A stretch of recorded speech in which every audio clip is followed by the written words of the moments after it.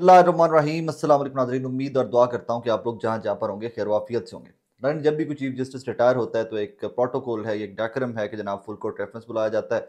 आज काजी फाइजा साहब के रिटायरमेंट के ऊपर भी वही फुल कोर्ट रेफरेंस बुलाया गया, लेकिन उसमें 5 जजेस जो हैं वो शरीक नहीं हुए और एक जज ने एक ऐसा ख़त लिख दिया है और ख़त लिखने के साथ कहा कि इसको जनाब रिकॉर्ड का हिस्सा भी बनाया जाए। वो ख़त मुझे लगता है कि तारीख में याद रखा जाएगा।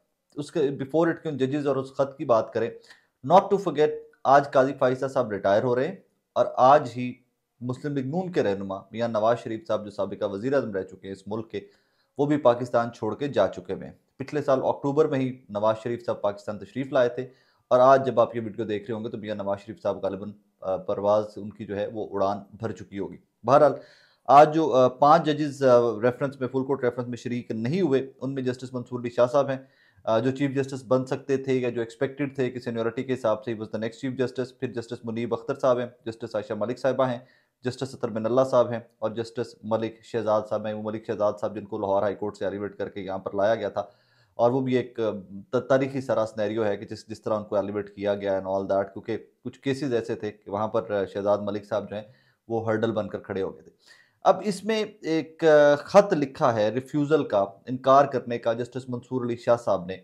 कि मैं इस फुल कोर्ट रेफरेंस का क्यों हिस्सा नहीं बनना चाहता। इसमें 2-3 जुमले जो हैं वो बहुत ही कीमती हैं और वो आई थिंक काजी साहब की लेगेसी के ऊपर या काजी साहब के सारे टेन्योर, सारी ज़िंदगी की कमाई के ऊपर किस कदर सवाल खड़े कर देते हैं। ये तीसरा पैराग्राफ है और ये एआई से ट्रांसलेट करके, बिकॉज़ मुझे अंग्रेज़ी से उर्दू में ट्रांसलेट करते थोड़ा सा प्रॉब्लम आता है, सो मैं ये एआई ट्रांसलेटेड जो हैं ये 2-3 जुमले आपके सामने रख रहा हूँ। चीफ जस्टिस का मुनासिब किरदार तमाम लोगों के हकूक़ का तहफ़्फ़ुज़ करना है, अदलिया की आज़ादी का दिफ़ा करना और सबके लिए इंसाफ का तहफ़्फ़ुज़ करना है। चीफ जस्टिस काज़ी फ़ाइज़ शुतुरमुर्ग की तरह रेत में सर रखे अदलिया पर बैरूनी असरात और दबाव से लाताल्लुक़ रहे। मुदाखलत के खिलाफ खड़े होने की बजाय इसने ताकत के चेक एंड बैलेंस के तौर पर अदलिया के मुकद्दस किरदार से गद्दारी करते हुए दरवाजे वसी कर दिए। उन्होंने अदलिया के दिफा के लिए ना तो कोई जुर्रत दिखाई और ना ही इखलाकी कुव्वत, बल्कि उन लोगों को ज़मीन सौंप दी जो अपने मफाद के लिए अदालतों को कमज़ोर करना चाहते थे और इसी तरह कानून की हुक्मरानी की बुनियाद पर समझौता करते थे। इससे अगला पैरा है, इसके अमाल इज्तमाही और अदालती हमांगी को बरकरार रखने के लिए ज़रूरी एहतराम के लिए सरीहन नज़रअंदाज कर दिया गया।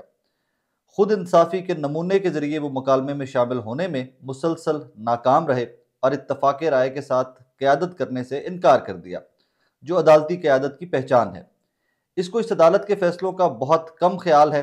इसने तौहीन आमीज़ और बेशर्मी के साथ तजवीज़ दी कि शायद इन पर एग्जेक्टिव अमल दरामद ना करे। फजल या आजिज़ी नहीं है। रेफरेंस खड़ा करना, इस तरह की मुद्दत का जश्न मनाना, ये पैगाम होता है। एक चीफ जस्टिस अपने इदारे के साथ गद्दारी कर सकता है, आई एम सॉरी,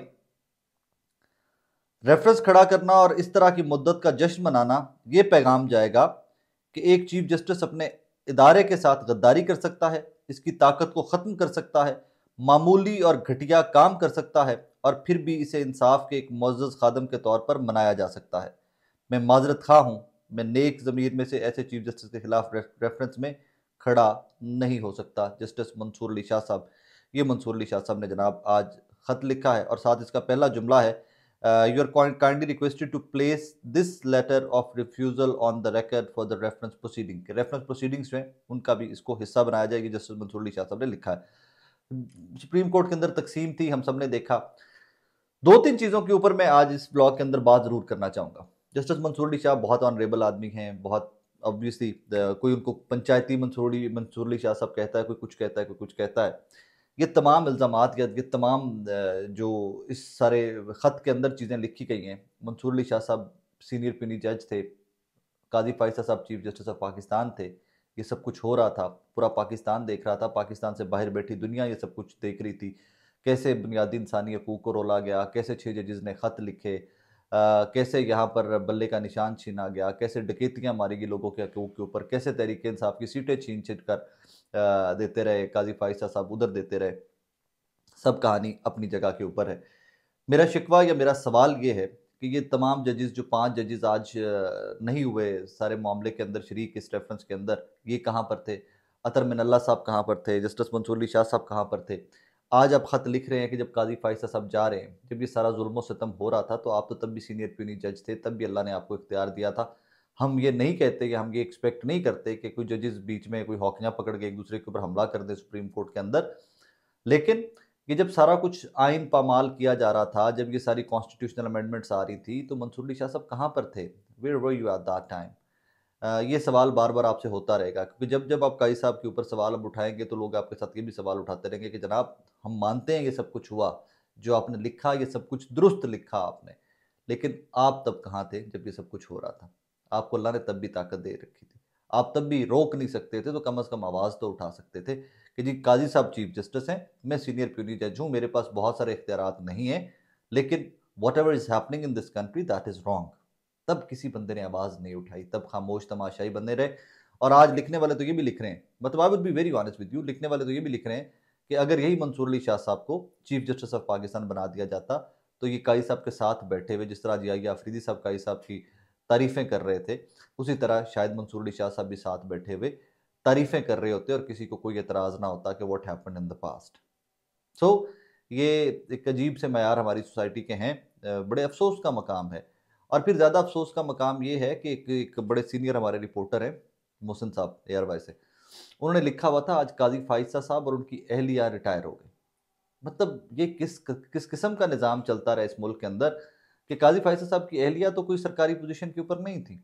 काज़ी साहब was chief justice of Pakistan, लेकिन ये चीज़ अंडरस्टूड है इस्लामाबाद के सर्कल्स के अंदर, रिपोर्टर्स के सर्कल्स के अंदर ये फैक्चुअली एक चीज़ एक्सेप्टेड है कि काज़ी साहब की जो बेगम है, ये परसेप्शन है एक, काज़ी साहब की जो बेगम है, उनकी इंटरफेरेंस बहुत होती थी उनके मामलात के अंदर, उनके प्रोफ़ेशनल वर्क के अंदर बहुत ज़्यादा इंटरफेरेंस होती थी उनकी। अब ज़रा इसका दूसरा एंगल देख लीजिए कि काज़ी फ़ाइज़ा साहब के होते, नवाज़ शरीफ साहब पाकिस्तान के अंदर रहते हैं, हर फैसला हुदैबिया पेपर मिल से स्टार्ट हो जाए जहाँ पर शरीफ ख़ानदान को काज़ी फ़ाइज़ा साहब ने क्लीन चिट दी थी। जो ओपन एंड शट केस, मैंने पिछले व्लॉग में भी आपको बताया कि तब के जो पॉलिटिकल एनालिस्ट और जो लीगल फ्रेटर्निटी थी वो कहती थी हुदैबिया पेपर मिल तो ओपन एंड शट केस था। उसमें भी क्लीन चिट जो है वो काज़ी फ़ाइज़ा साहब ने शरीफ ख़ानदान को दी थी। अभी भी शरीफ ख़ानदान को सारा जो तक़वियत मिली है, वो सारा इक़्तिदार ये वो इस सारे टेन्योर के अंदर भी काज़ी फ़ाइज़ा साहब चीफ़ जस्टिस ऑफ पाकिस्तान रहे। उधर से काज़ी साहब रिटायर होते हैं और उधर से मियाँ साहब जो हैं वो चुप खामोश, बिगड़े-बिगड़े, नाराज़-नाराज़ पाकिस्तान से उड़ान भरते हैं और वो एक लंबे दौरे के ऊपर दुबई जाएँगे, अमेरिका जाएँगे, बरतानिया जाएँगे, अच्छा खासा लंबा उनका स्केड्यूल है। अच्छा खासा शायद यूरोप का भी टूर है उस सारे टेन्योर के अंदर, तो वो भी आज पाकिस्तान से चले गए। उसके बाद काज़ी साहब भी फ्लाई कर रहे हैं गालिबन, ये भी टर्की या उम्रे पे जाना है इन्होंने भी, या इन्होंने भी बरतानिया जाना है, कुछ इस किस्म का इनका भी चल रहा है। So this was end of Qazi's era. अच्छा हुआ, बुरा हुआ, तारीख़ हमेशा याद रखती है, तारीख़ कभी किसी बंदे को भूलती नहीं है।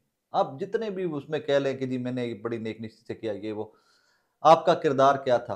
तारीख़ याद रखती है। काई साहब का किरदार क्या था? तारीख़ याद रखेगी और ये ख़त जो है अगर ये प्रोसीडिंग का हिस्सा बन गया, तो ये हमेशा काई साहब के माथे का झूमर बनकर अब तारीख़ में लटकता रहेगा। थोड़ा-सा आगे बढ़ें तो इमरान खान साहब की दोनों बहनें जो नाहक जेल में जो रखा गया था जिनके ऊपर दहशतगर्दी की दिफ़ात और पता नहीं क्या-क्या ठोका गया था। इस्लामाबाद में एहतजाज से उनको गिरफ़्तार किया गया था। दोनों ख़वातीन अकेली खड़ी हुई थी और उनको गिरफ़्तार करके पता नहीं उनके ऊपर कैसी-कैसी एफ़आईआर्स लगा दी गई थी। आज बुशरा बीबी के बाद उन दोनों बहनों की भी ज़मानतें हो गई हैं। They are coming out today unless until के उनके ऊपर कोई आगे से फ़र्दर ना हो गया हो। कोई नई एफ़आईआर ना दे दी गई हो अब तक की इत्तलात के मुताबिक, तो उनके ऊपर कोई और एफ़आईआर नहीं है and they are going to be released. अब यहाँ पर आप एक चीज़ और आपने याद रखनी है कि यहाँ पर एक तासुर जो है उसको मज़ीद तक़वियत देने की कोशिश की जाएगी, उसके ऊपर मज़ीद काम किया जाएगा कि सब कुछ किसी डील के नतीजे में हो रहा है। नॉट टू फ़ॉरगेट कि जब भी किसी बंदे की कुर्बानी को कंट्रोवर्शियल किया जाए, उसके ऊपर इस तरह के इल्ज़ामात लगा दिए जाएँ, तो समझ लीजिए कि उसकी कुर्बानी को रायगां करने की फुल कोशिश हो रही है। इमरान खान के ख़ानदान ने किस कदर कुर्बानियाँ दी हैं, I don't have to tell you, मुझे आपको बताने की ज़रूरत नहीं है, इट्स ऑन रिकॉर्ड। बच्चे-बच्चे को पता है कि सारे साल, डेढ़ साल, 2 साल के अंदर उस ख़ानदान के साथ क्या होता आया है। अब अगर कानूनी जंग लड़-लड़ के एक 65 और 62-63 साल की ख़वातीन जो हैं वो बेल पे रिहा हो रही हैं, तो कह दिया जाए कि जी बुशरा बीबी का रिहाई भी डील का नतीजा थी और ये भी डील का नतीजा है। तो ये सिर्फ़ अंडरमाइन करने की कोशिश है इमरान खान साहब के ख़ानदान की एफ़र्ट्स और उनकी कुर्बानियों को। So please don't listen to that. ये एक नई कॉन्स्पिरेसी थ्योरी या नया मंजर मार्केट में फेंका जाएगा, आपके सामने भी ज़रूर आएगा। बहुत सारे ब्लॉगर, बहुत सारे यूट्यूबर जो हैं, वो भी इसके ऊपर काम कर रहे हैं। डील का नतीजा है, डील का नतीजा है। जाते जाते सिर्फ एक जुमला कहने की इजाज़त दीजिए कि अगर ये किसी किस्म की भी डील का नतीजा है सारा मामला, तो फिर नून लीग को अपना सामान पैक कर लेना चाहिए। और क्योंकि नून लीग के ही जो हामी सहाफ़ी और जो उनके ही माउथ पीस हैं, वही ये इन्फॉर्मेशन पेडल कर रहे हैं कि जनाब ये डील का नतीजा है, डील के नतीजे में बाहर आ रहे हैं ये लोग। तो अगर पाकिस्तान तहरीक-ए-इंसाफ के साथ कोई डीलें स्टार्ट हो गई हैं होनी, तो फिर ये माज़ी है हमारे मुल्क का कि अगर एक जमात से डीलें हो रही थी, तो बाकियों को घर जाना पड़ता है।